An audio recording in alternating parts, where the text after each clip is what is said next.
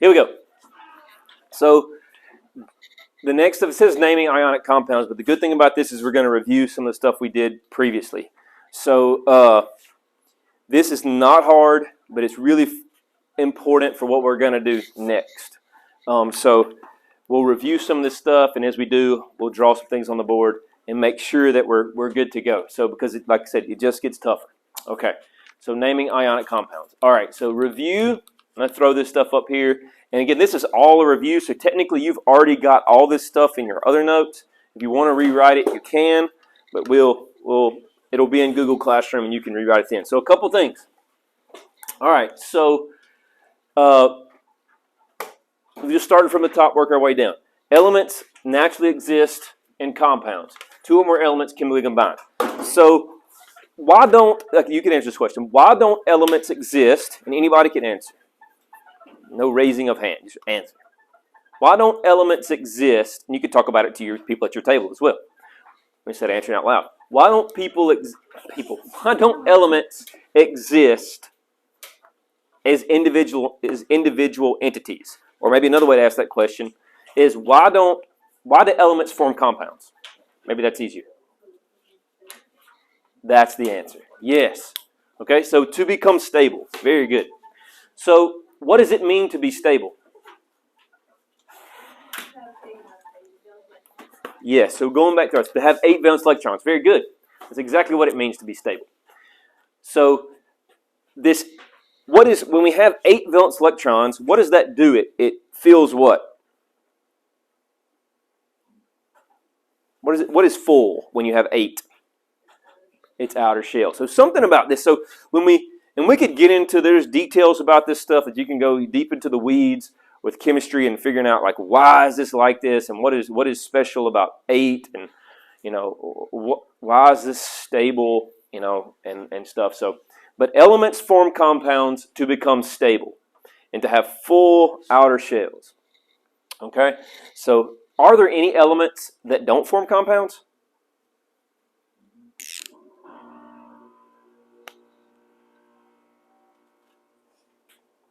Are there any elements that don't form compounds? What's the song say? Yes, good, Morgan. That's exactly what it says. It says noble gases stable. So do the noble gases form bonds?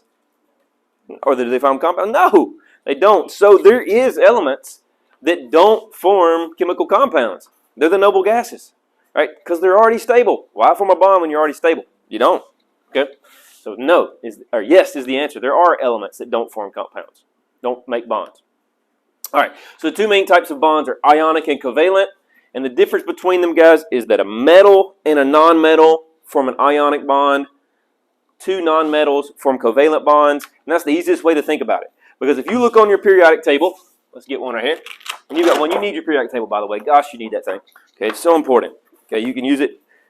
This table is a little more colorful than yours, but that doesn't really matter too much. But basically, all you need to understand is that these are metals over here, except for hydrogen, right? Hydrogen's a nonmetal, so we got to know that. Because that'll confuse you. Because if carbon is bonding with hydrogen, that's a nonmetal and a nonmetal. Okay, so that's going to be a covalent bond. All right, but if carbon's bonding with somebody over here, that's going to be an ionic bond, right? So we've got, for example, the classic example is sodium chloride. Okay? Metal bonding with a nonmetal. That's ionic. So on a test, it may be like, hey, what type of bond is going to be formed between these 2 elements? Is it metal and a nonmetal? It's ionic. Is it 2 nonmetals? It's covalent. Okay? So what we've been focusing on is ionic right now, and that's what we're going to continue to focus on going forward. So, okay, is there anything else there? Questions? Anything like that? Comments? Anything like that? Please say. Restatements of what's on the board. All right. Okay. All right, here's some other stuff. All right. An ionic compound is made of charged ions.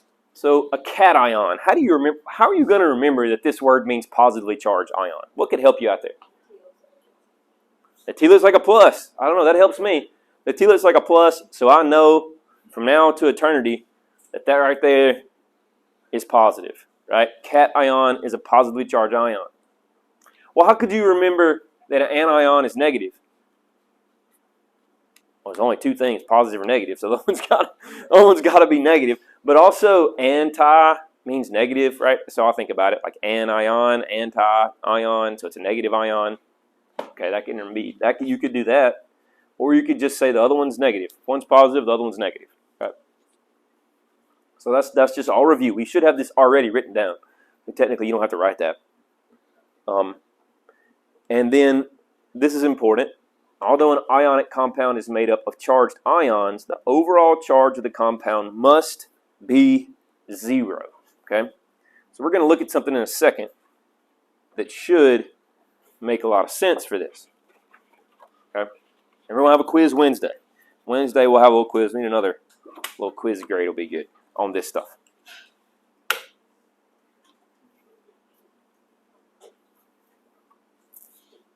All right, so how do you know the charge of any element will form on the periodic table? You just look at the group they're in. Exactly. You just look at the group they're in. It's written on there, right? And if it's not written on there, you should write it on there. Okay? So you could think about valence electrons. That helps you understand it, right? Because let's just look at a group here. Let's just look at this group, group 1. Okay? What charge will group 1 form in an ionic bond? Group 1 is going to form a what? It's going to form a cation or an anion? A cation. And it's like, well, why? Why does it form a cation? And if you think about it, it should make sense.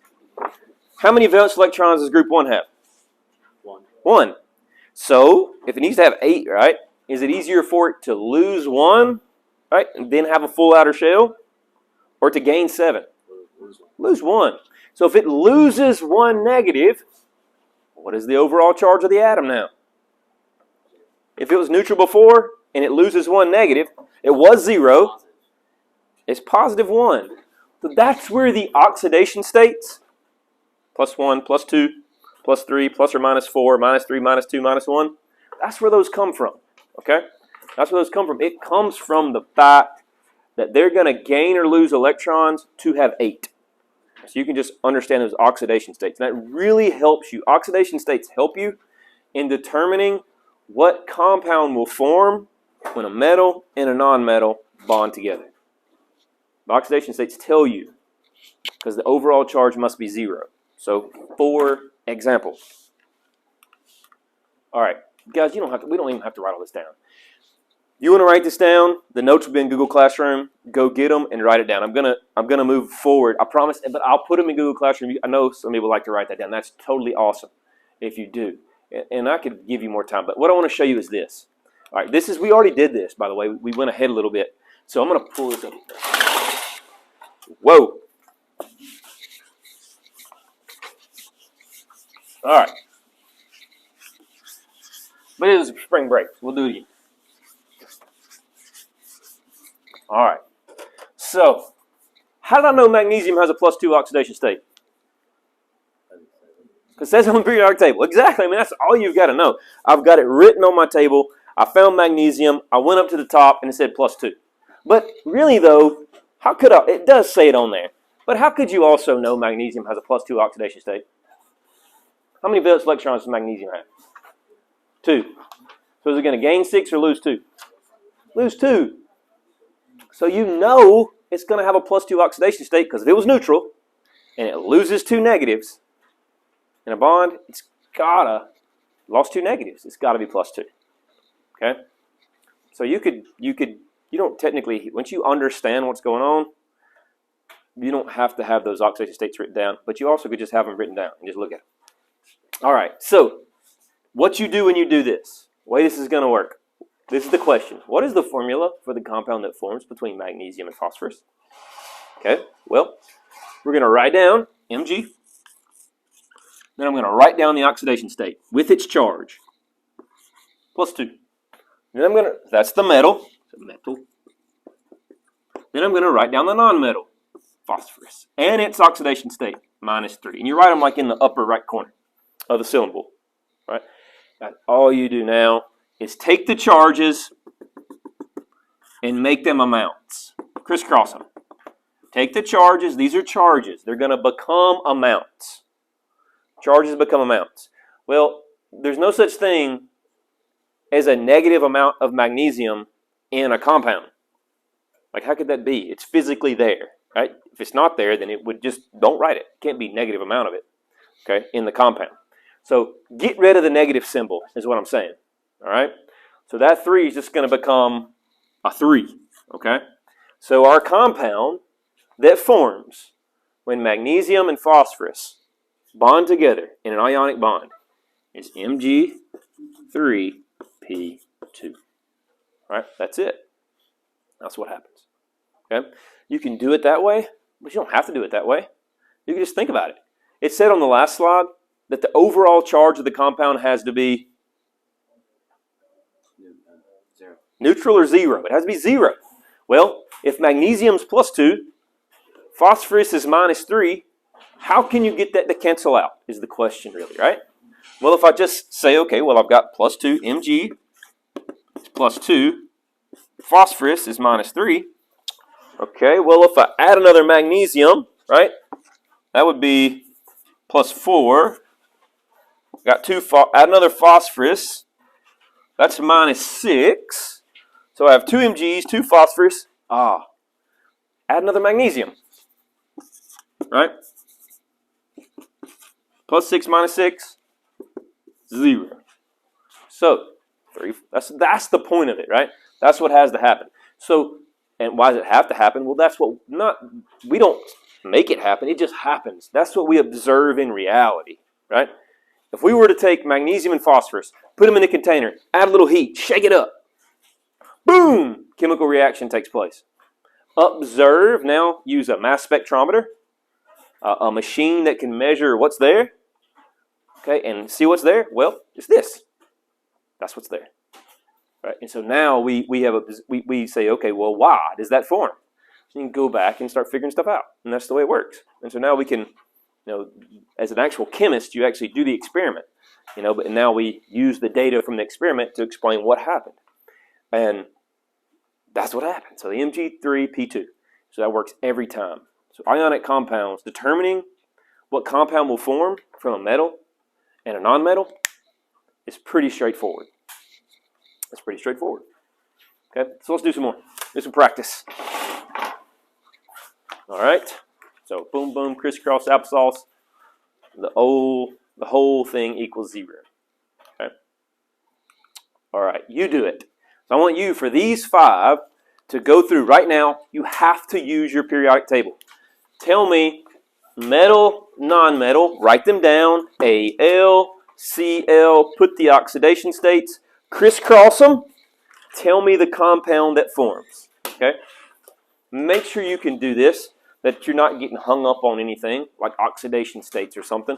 And then we'll move forward, and it'll be no big deal. So do those 5 real quick. Not real quick, but just in the next, 5 minutes or something. And I'll come around and help if you need help. And use your classmate. Ask them.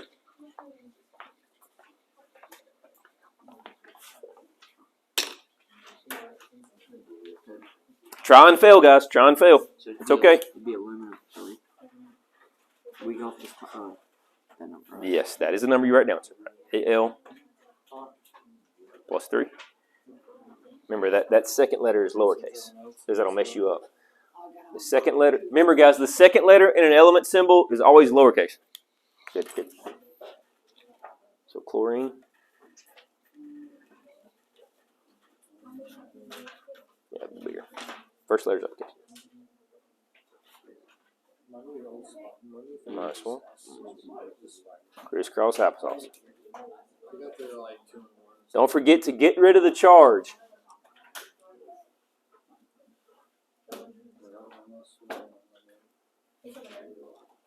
Just one? Yep. Well, girl, you got to put that thing up. It's always on the floor back there. Almost like not every day, but a lot of days it's on the floor. Just make sure you get that thing picked up. I don't know why it is. But you got it though? Okay, good. So that's it. Al1CO3. Good job. Very good. Ain't sulfur toxic? By itself, I just S2. Right? Is that even? Can that even sulfur? We'll talk more about that. I don't know. I don't know if sulfur by itself would. I don't know. Good question.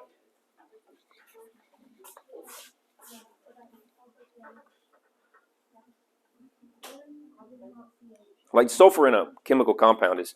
Like there's sulfur in proteins and stuff. They have these things called disulfide bridges and stuff. So no, it's not. That's not toxic.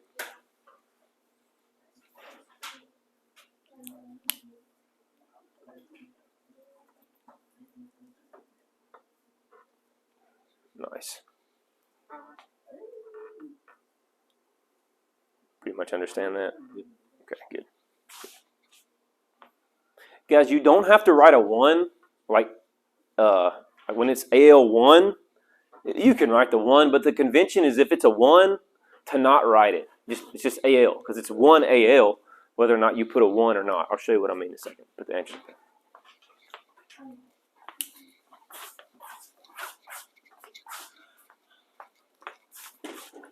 Okay. I don't even know how to explain why I'm so confused. Okay, that's okay. That's what we're here for. Okay, so yes. All right. So this is the start. Right? You wrote the symbol. You put the oxidation state. Symbol, oxidation state. And now you're going to take the oxidation state and bring it down here. So it's, yep. So it's Al. Don't take the sign with you. So Al1. 1 and put in the. So now charges are becoming amounts, right? So the amounts go low. Superscripts are charges and subscripts are. So Al and a 1 little 1 right there. Yep, and then Cl3.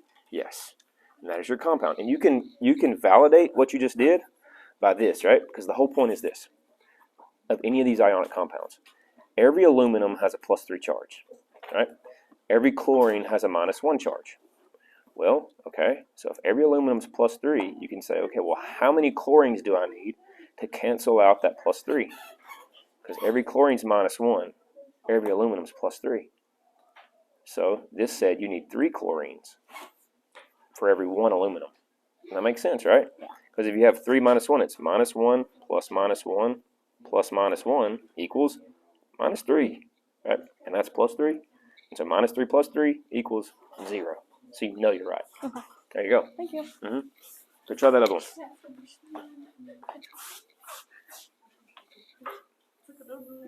Easy peasy.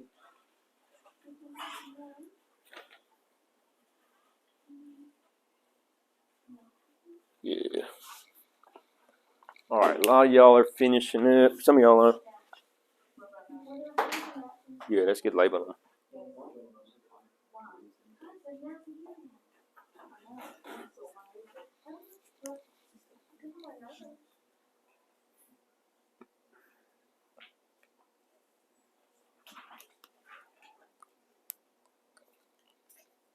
All right, so I'm going to put the answers up here on the board. A lot of you have them right, which is great.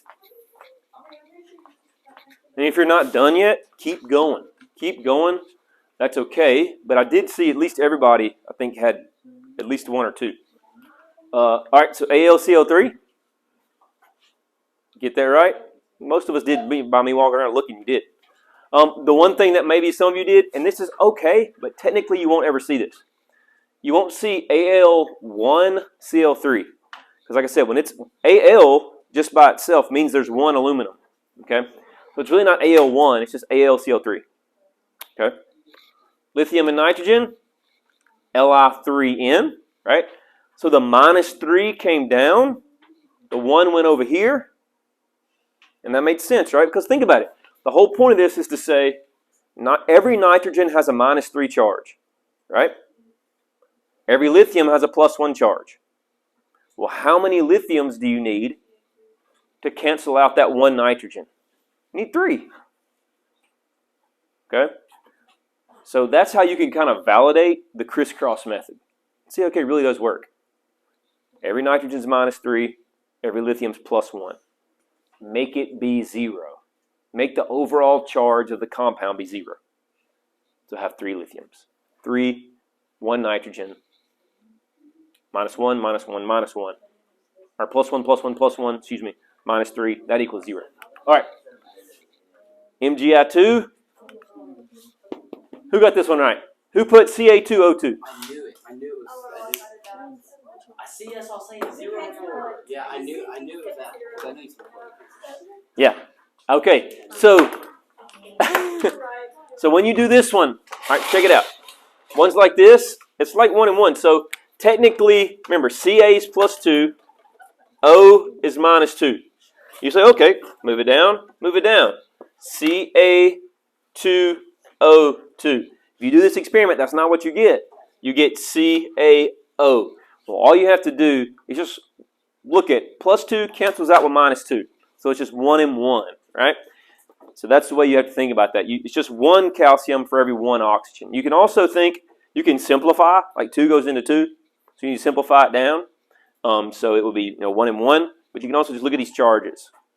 Okay, plus 2 cancels with minus 2. It's the same thing as plus 1 cancels with minus 1. So it's just CaO. All right, and then the last one, Na2S. Guys, it's not more complicated than that. Not more complicated than that. Okay, for our purposes. All right. Good. So you think you can do that? We'll practice more to make sure. All right. Here we go. This is simple. Write these rules down for me. We'll give you time to write these down. This is so simple, but again, when you do it, you're going to be like, oh, that's really simple. But we need to make sure we get this down because it does get more complicated, especially when we start doing polyatomic ions, okay? And we'll get into covalent bonding, and stuff gets a little confusing, to be honest. So write these rules down, and we'll go from there. Or you could write them down later. But so what do you call NaCl, guys? NaCl. What do you usually call it? Sodium chloride. Sodium. Why do you say iod? Why don't you say sodium chlorine? It just kind of sounds better, doesn't it? Like it does. I mean, sodium chloride. Sodium chloride. Right?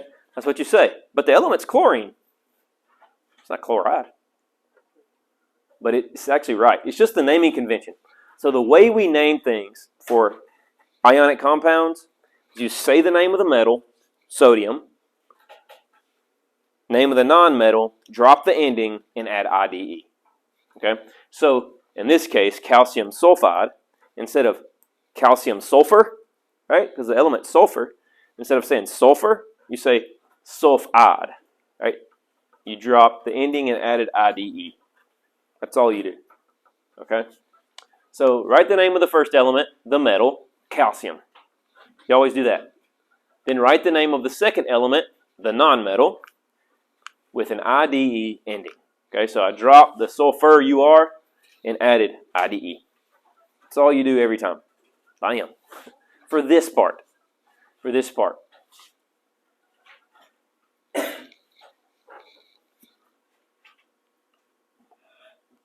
So write the name of the metal, whatever the metal is.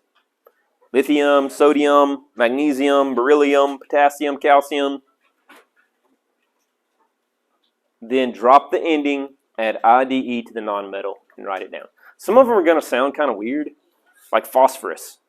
You'll be like, phosphide? It'll sound weird, but that's what it is. All right, name these compounds. Name those compounds. Ready? On your mark, get set, go.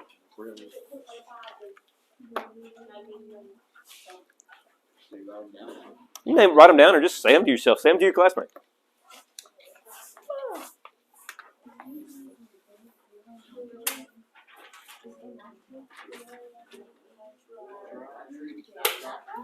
I tried. Very good. That's it.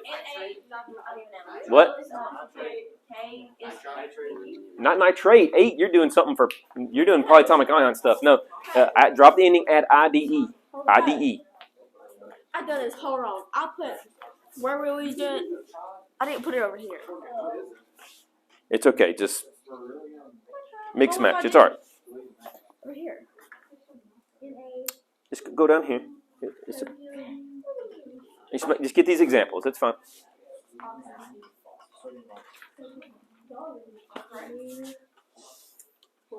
Good.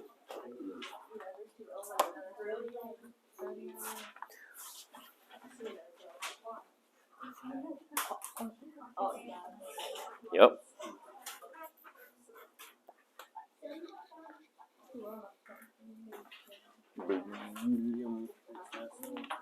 Potassium.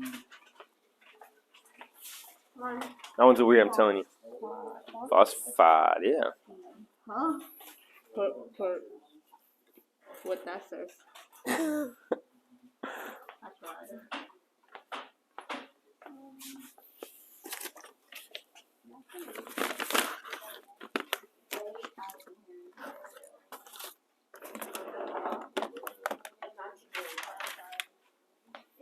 All right.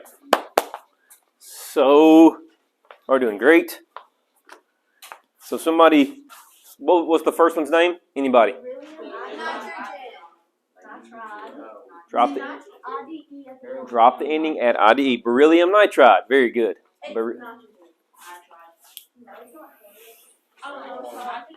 Beryllium nitride. Good. Cammy, remember the rules. You gotta look at the rules. It said drop the ending and add IDE of the nonmetal. So it is nitrogen, but we're saying to name it, we drop the ending, add IDE. Okay? That's the rule. So sodium. Sodium oxide. Sodium oxide. Do what? No. You take it off. Like take the last couple letters off like so. You literally take the last like so. Instead of nitrogen, okay, it's nitride. So you're adding a R nitro. So from the R over, you drop the OGN and add IDE. All right. So oxide, sodium oxide, potassium phosphide, aluminum nitride. Do you see how, like, man, this starts to float? It's easy. All right. Now, what we'll also do is I'll give you, this is a little bit harder, but you just write the oxidation states again. It's the same thing as writing the oxidation states through the crisscross. Is I'm going to give you the name, and I'll say, give me the formula. No, you can do it. You can do it. You just, okay, beryllium nitride. All right, Be. What's the oxidation state? Look on your periodic table. The same thing as we did. Write it down. All right. Nitrogen. All right. N. Put the oxidation state. Crisscross. Bam. You got the compound. No big deal. Okay. No. It's what you just. Guys, it's what you just did. It was what you were just doing. It's this. It's this. Look. Name aluminum chloride. Okay. It just instead of putting aluminum and chlorine, I'm just going to give you the actual name. You still give me this. It's the same exact thing. It is not that hard. Very good. Don't freak out now. Okay. All right. So let's see here. We're going to pause and practice on page. Good gracious. 17. All right.